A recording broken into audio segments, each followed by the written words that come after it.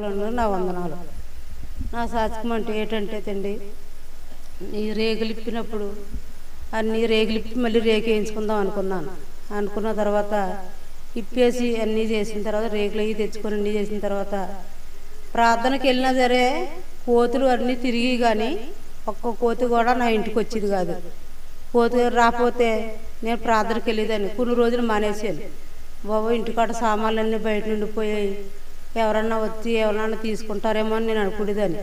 ఇంకా దేవుడు ఏమన్నాడో, నేను ఇంకా చర్చికి వెళ్ళకపోతే ఎన్ని రోజులు వెళ్ళకపోతే బాగోదు, నా దేవుడు నాకు కాపలుగా ఉంటాడని నేను చర్చికి వెళ్ళిపోయేదాన్ని. నా చుట్టూ నా జర్రు కానీ పాము కానీ ఇవన్నీ బటారు బయలు కానీ ఏది కూడా ఎవరు కూడా ఏది చేయలేదండి. దేవుడు కాపుదల పెట్టి ఆయన కృపను పెట్టి ఆ సాత్వికం అయిపోయింది కదండి. ఇంకో సాత్వికం ఏంటంటే నా కాలు గాయం పడిపోయింది. గాయం పడిపోయిన తర్వాత ఎన్నో హాస్పిటల్ తిరిగాను, ఎన్నెన్నో హాస్పిటల్, కాకినాడ పెద్ద హాస్పిటల్కి వెళ్ళాను, నర్సీపట్నం వెళ్ళాను. ఏదన్నా పాము ముళ్ళు గుట్టుకుందేమని ఆ పాము ఈ ఊరు నర్సీ తుని దగ్గర పాకిరేపేట డాక్టర్ గారు ఉన్నారు, ఆ డాక్టర్ దగ్గరికి వెళ్ళానండి. ఎక్కడికి వెళ్ళినా సరే ఆ గాయం ఎన్నాళ్ళు కూడా తగ్గలేదు. తగ్గపోతే అప్పుడు నేను అనుకున్నాను, ఏటి గాయం తగ్గలేదు, ఎవరు చూసినా డాక్టర్ గారు అనేవారు, నువ్వు బాళ్ళలో పనిలోకి వెళ్ళకూడదమ్మా, బాళ్ళలో పనిలోకి వెళ్తే కాలు అలాగ నీకు ఎలర్జీలాగా వచ్చేసి కాలు తినేస్తుంది అమ్మ అన్నారు. అదేంటి నేను కూలి పని చేసి బతికితే నాకు ఎవరున్నారు చూసేవాళ్ళు, ఎవరో లేరు అని నేను అనుకునేదని. అనుకున్న తర్వాత మా అయ్యగారు ఇంటికాడ ప్రార్థన పెట్టేవారు.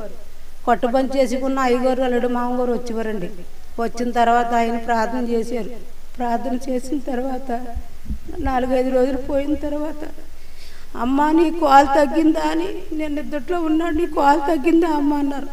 అంటే నేను మామూలు మాట్లాడుకున్నప్పుడే అప్పుడు ఈ కాలు చీపెట్టి తగ్గిందండి అని చీపెడితే, అమ్మ సంతోషం అమ్మ, నీకు ఎప్పుడు ఇంక గాయం రాదని చెప్పారు.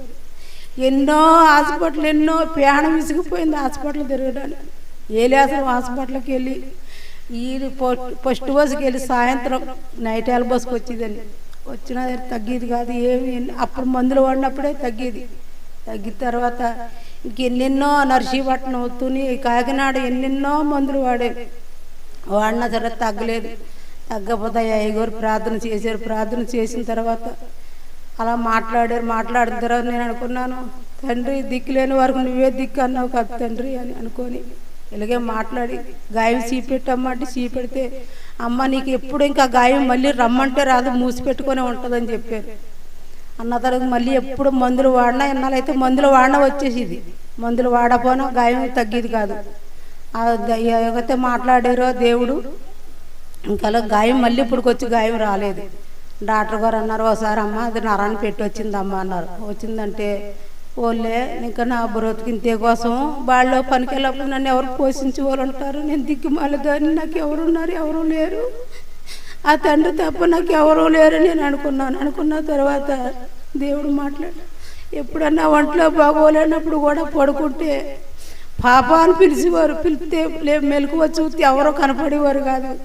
ఇదేంటి ఇలా మాట్లాడుతున్నారు, ఎవరు కనపడలేదంటే ఇంకా ఏసయ్యే నాకు దిక్కు, ఎవరున్నారు ఆ ఏసయ్యే నాకు ఎవరు కూడా దిక్కులేరు అని అనుకున్న తర్వాత ఇప్పుడు వచ్చే గాయం మళ్ళీ రాలేదండి. గాయం తగ్గిపోయింది అయిన వాళ్ళ తండ్రి ఆ ఏసయ్య దయ వల్ల. అందుకని ప్రార్థన రేకులు చెడ్డ వేసి ఉన్నందుకు నాయన ప్రార్థన నలబడ్డ పెట్టించుకున్నాను. ఒకసారి మీరమ్మ గారు బాబు గారు వచ్చి క్యారెట్ తెచ్చుకొని మా ఇంట్లో భోంచేస్తున్నారు.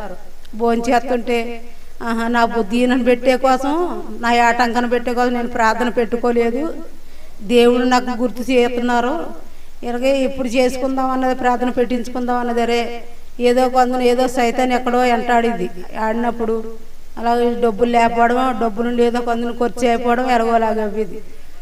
నా ప్రార్థన నేను పెట్టించుకోలేదు కోసం, పెట్టించుకోకపోయినట్టే బాబు మీరమ్మ గారు వచ్చి ప్రార్థన పెట్టించుకోమ్మా నాన్న దేవుడే చెప్తున్నారు అనుకున్న తర్వాత నేను మొన్న అడిగాను అనమాట బాబుని. రేవళ్ళు వెళ్ళిన తర్వాత, బాబు మా ఇంట్లో ప్రార్థన ఇప్పుడు పెడతారంటే మంగళవారం పెడదామమ్మా అన్నారు. అలాగేలేండి అన్నాను. అలాగేలంటే మా తమ్ముడు వాళ్ళు అన్నారు, నీకు ఎప్పుడు పడితే అప్పుడే రేటే ప్రార్థన, నీకు టైం అది లేదేటి అన్నారు. నీ సర్లేండి మీకు ఖాళీ ఉంటారండి, లేత లేదు నేను ప్రార్థన పెట్టించేసుకుంటాలే అన్నాను. మళ్ళీ అన్నారు ముసాబ్ అన్నారు. ముసాబ్ అన్న తర్వాత తుఫాను వచ్చేస్తుంది అన్నారు. అంటే తుఫాను వచ్చేస్తే బాబు తుఫాను వచ్చేస్తానండి బాబు అంటే పోలే అమ్మ 15వ తారీఖున పెట్టుకుంది వెళ్ళా అన్నారు. అంటే అలాగేలే అని చెప్పాను. మళ్ళీ 15వ తారీఖుని వీళ్ళందరినీ పిలుచుకొని సంఘస్థుల్ని రక్త సంబంధాలని ఇరుగు పొరుగు వారిని పిలుచుకొని ప్రార్థన పెట్టించుకున్నాను. ఈ చిన్న సాక్ష్యం దేవుడు దీవించును గాక.